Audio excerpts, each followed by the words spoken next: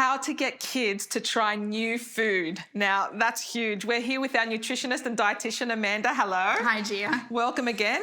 Now, this topic is something I believe this issue, a lot of families struggle with this, getting kids to try. Yeah, they sure do. It's a big one. It's a common issue.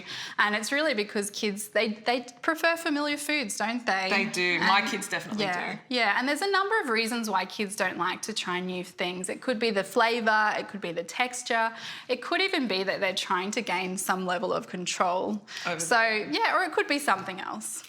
Well, how can you help us by giving us a few tips so we can give our viewers some tips on how we can do this for their kids?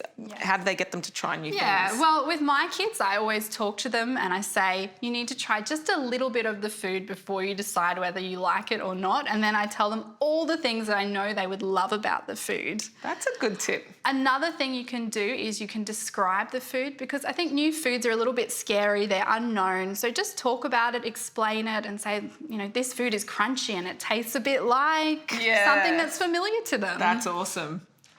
Another thing to keep in mind is that kids often need to try a new food about 10 times before they'll actually accept it. Okay, I've done that with my son. Yeah. So like chickpeas, for instance, he didn't like them. I hate chickpeas. And so we would just mush it up a bit and put a little bit in his dish, and then slowly he got familiar with it. Well, that's perfect. And then he started eating it, That's exactly what you need to do. You need to just give them the food on a regular basis, and eventually they might surprise you and like it. And even if they don't eat it, still keep putting it on their plate, because studies have actually shown that just presenting the food to the child regularly, they're more likely to accept it. Later on. Yeah, later on. That's right. That's awesome.